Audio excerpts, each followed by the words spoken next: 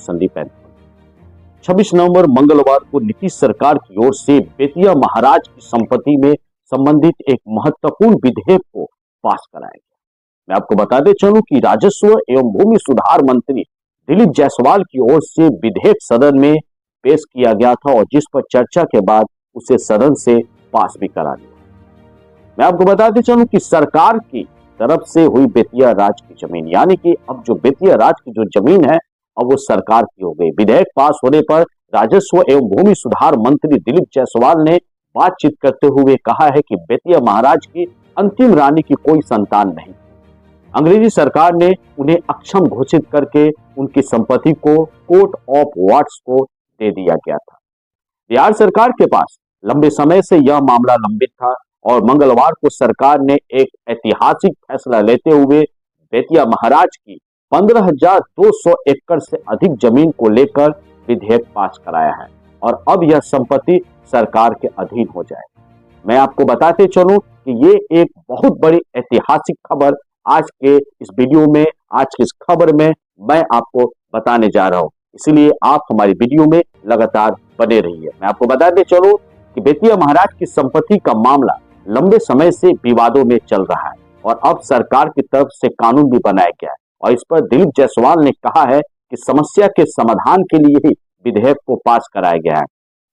बेतिया राज की जमीन पर अतिक्रमण करने वालों पर अब बिहार सरकार का डंडा चलेगा और बेतिया राज की जमीन को हर हाल में अतिक्रमण मुक्त कराने के लिए बिहार सरकार ने पूरी तैयारी भी कर ली है।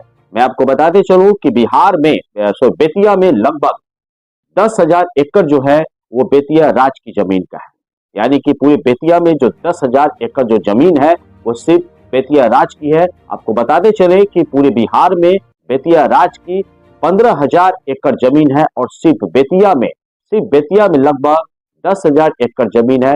राजस्व पार्षद अध्यक्ष के पाठक के निर्देश पर बेतिया राज के अतिक्रमित भूमि को बहुत जल्द अतिक्रमण मुक्त कराया जाएगा और इसकी पूरी तरह से तैयारी भी कर ली गई है।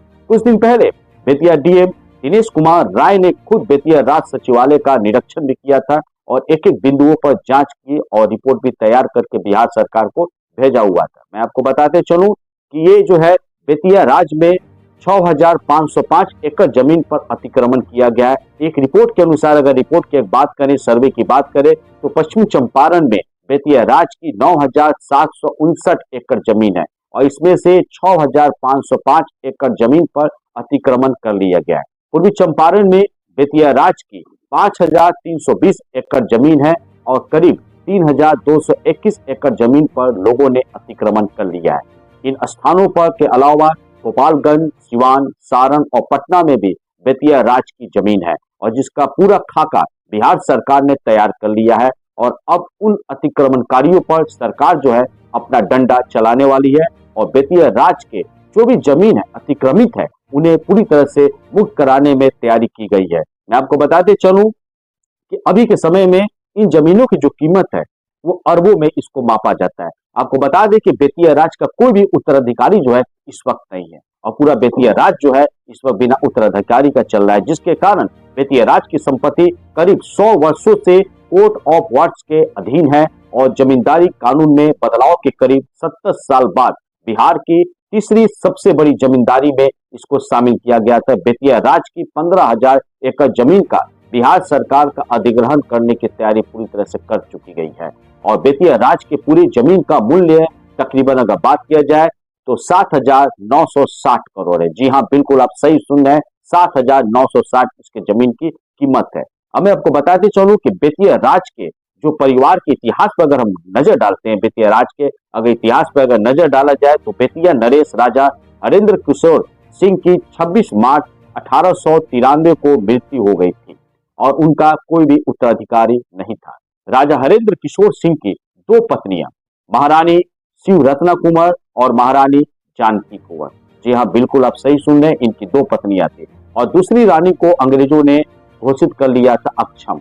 राजा हरेंद्र किशोर सिंह की पहली पत्नी शिव रत्ना कुंवर की मृत्यु 1896 में हो गई थी और बताया जाता है कि महारानी जानकी कुंवर संपत्ति का प्रबंधन करने में सक्षम नहीं थी, यानी कि उस योग्य नहीं थी, उस लायक नहीं थी, और इसलिए इसका प्रबंधन जो है कोर्ट्स ऑफ वार्ड्स को दे दिया गया।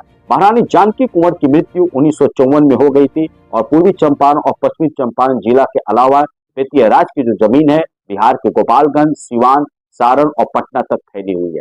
अब यहाँ पे सबसे बड़ी बात यह है कि बिहार में जो बेतिया राज है उसका अभी तक कोई भी उत्तराधिकारी नहीं है, और जिसके कारण अब सरकार ने रणनीति बना लिया है, विधेयक भी पास कर लिया गया और बहुत जल्द जो है अब बेतिया राज सरकार के अधीन हो जाएगी। तो ये था अब तक की एक सबसे बड़ी खबर। आए की खबरों के लिए आप हमारे चैनल के साथ लगातार बने रहें और देखते रहिए पब्लिक टाइम्स। जय हिंद।